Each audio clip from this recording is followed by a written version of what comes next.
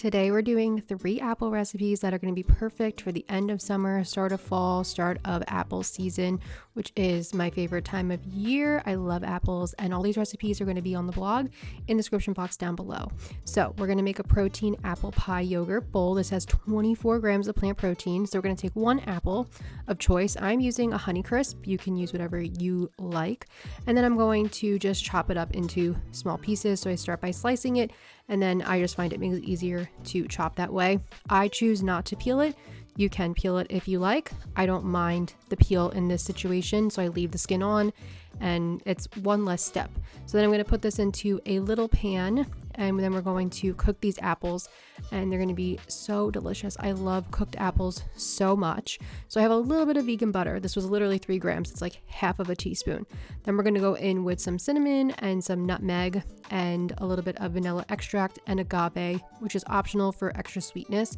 You can also use maple syrup, or you can leave it out completely. It's your call. And then we're going to cook this on the stove over a medium-low heat for about 30 minutes until the apples are softened. And while they're cooking, you can add in 1 to 2 tablespoons of water if you like. Now we're going to make our Crumble Crisp topping. So we're just combining hemp seeds and Catalina Crunch. Pulse it a few times to make this nice topping. The hemp seeds are great plant-based protein, and the Catalina Crunch is a protein cereal. Our apples are cooking up. They're looking really good. And you can see I'm adding a little water here and there. Not a lot, seriously, 1 to 2 tablespoons at a time, just if you notice the pan is really dry. Then we need some vegan yogurt. I'm using this one from Silk, but you can use any brand that you like. We're going to add in some extra firm tofu, or you can use firm, a little nutritional yeast, and a vanilla protein powder. I'm using the Coast one. I was trying it out. Then you'll just blend until it is smooth and creamy, and obviously it just tastes like vanilla. It's sweet, it's light, it's really good.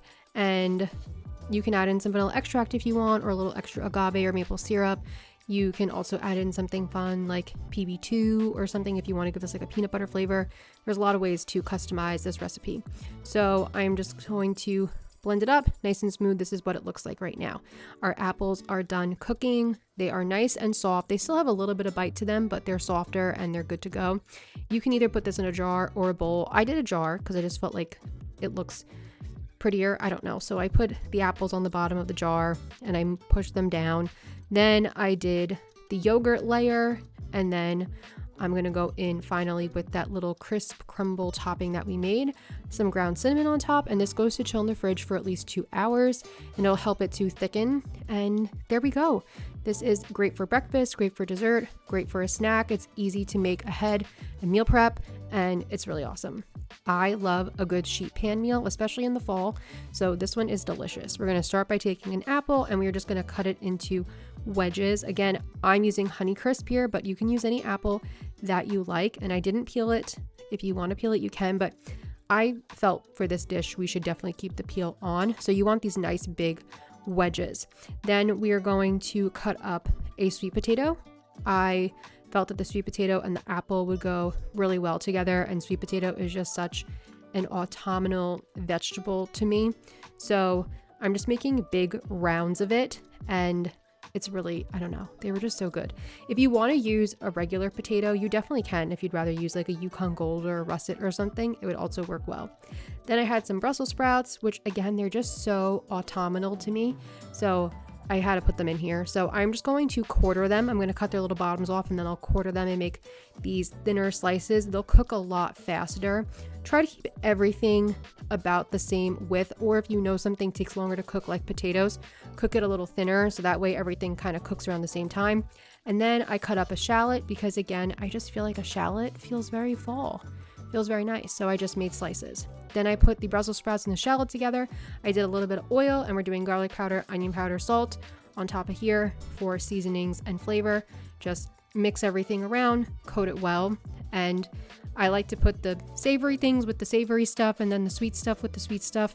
So then in a separate bowl, I have the apples and the sweet potatoes. So these are also going to get some oil, and it was not a lot. It was about half a tablespoon of oil per little vegetable grouping. And then I put some ground cinnamon and ground nutmeg to make fun fall flavors and just mix everything around. Now for the vegan sausage, I'm using the field roast apple and sage sausage. I thought that made the most sense for the dish that we're making. And I first started to cut the sausages into thirds, but then I decided later on to cut it into quarters. Like I just cut that big middle piece in half. So I just like cutting them on the diagonal. I thought they looked fancy and fun that way. You could make slices, you could leave them whole. I mean, it's your call. There's a lot of ways you can make this. And then once you have everything prepped, it's just time to put it on the sheet pan. So first I'm going to lay down my apples and my sweet potato. I'm just going to try to spread them out a little bit so they're of course not all on top of each other. And I always like to do my best to kind of scrape the bowl. That way if there's any oil and seasonings left behind, it still gets on the vegetables or whatever we're making. Then on the other half, I'm going to do our Brussels and shallots. And then I'm kind of making little holes and I'm going to just stick my vegan sausage in these little pockets that I've created. And I just love this meal. I love how colorful it is, how beautiful it is. I put some sage on top and some rosemary, and then this goes in the oven at 425 degrees Fahrenheit for about 25 to 30 minutes, depending on your oven. You want, of course, all the vegetables to be soft. You want the vegan sausage to be cooked. So to plate this up, I decided to put it with some rice. You could do that. You don't have to do that. I feel like this is a complete meal all on its own, but I just thought it would be fun with the rice. And I plated it up. Make sure to take some of that sage that was in the oven, and it's just so beautiful. Add a little salt and pepper on top. There's so much flavor in here because we did so many beautiful vegetables, and the fruit. The apple is amazing when it's baked. And it's just so good. I just think it is like the epitome of a fall dinner. It's comforting, it's cozy, it's nourishing. I am so excited to share these apple cinnamon rolls with you guys because they came out so good. So we're gonna take one apple. Again, I'm using Honeycrisp here. Use whatever apple you like. In this case, we are going to peel the apple because I don't want any of the skin. And then I'm just going to cut off anything from the core that I can get off, you know, the sides of it. And then I just want to chop this up as small as I can, like really, really, really small, because we're going to put this in the cinnamon rolls and we don't want the pieces to be too big. If you struggle with chopping and making things small, you can always just pop this in a food processor. And if your piece is really big, you can kind of cut it like how you'd cut an onion, and then you make these little pieces. So as small as you can get them. They're going to go into a pot with some cinnamon, nutmeg, vanilla extract, and brown sugar, and they're going to cook. And there's also going to be some water that goes in there, and they're going to cook on the stove for about 30 minutes. They're going to get nice and soft, very fragrant. Do about 10 to 15 minutes on a high heat, get it really going, and then you can drop it for the last 15 minutes to a medium low heat. And if you need to add in a little more water because too much water cooked out, you can. Now we need to proof our yeast, so I'm going to take some non-dairy milk. I'm using Ripple pea protein milk, and I warmed it in the microwave for about a minute. I added in my yeast and a little bit of organic sugar to help feed the yeast, and we'll set this aside for 10 minutes. You can also do this, of course, with instant yeast and not have to proof at all. Then we're going in with dry ingredients, so we have all-purpose flour, salt, organic sugar. Mix this all up. As you can see now, our yeast is nice and foamy, which is what we're looking for. Gonna add in wet ingredients, so melted vegan butter and the yeast.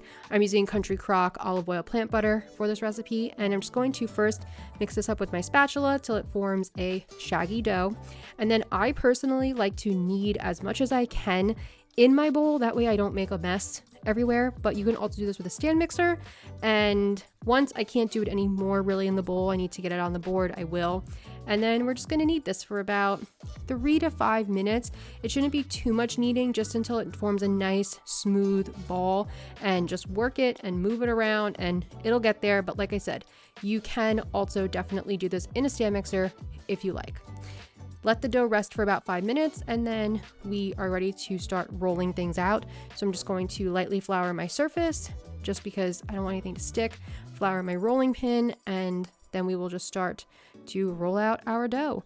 And I like to roll this into a nice big rectangle to be about 1/4 inch thick, kind of on the thinner side, because as we roll it up, it makes the layers, of course.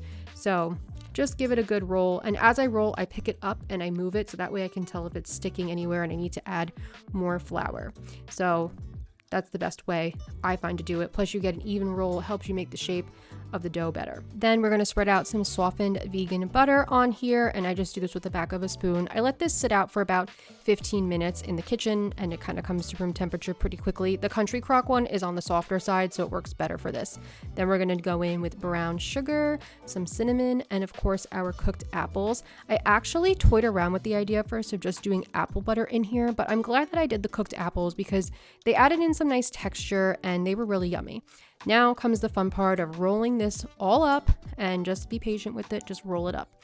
Now, I try to cut half, right? I'm doing some girl measuring here with my hands, so I cut where I think is about half. Then I line the two halves up, and then I will cut that half in half, right? So now we have 4 pieces, and now I can cut each half into thirds, which will give me 6 pieces from each log, giving me 12 pieces total. Does that make sense? It's just the easiest way my brain thinks of to do this. Then I'm going to pop them into my baking dish, and then we're going to cover them and let them rise for an hour. They're not going to be super big and puffy, but they just need time to expand a little. In the meantime, let's make our brown sugar glaze. So we're going in with vegan cream cheese and vegan butter. I'm actually using Violife here, which I don't normally use, but I really did like it for this recipe. Then we're going in with brown sugar, powdered sugar, vanilla extract, and we're just going to mix it all up. Just let the stand mixer mix it up really well, and it'll take about 5 minutes to turn into the right consistency. And then it'll come out light and fluffy, and oh my goodness, so good.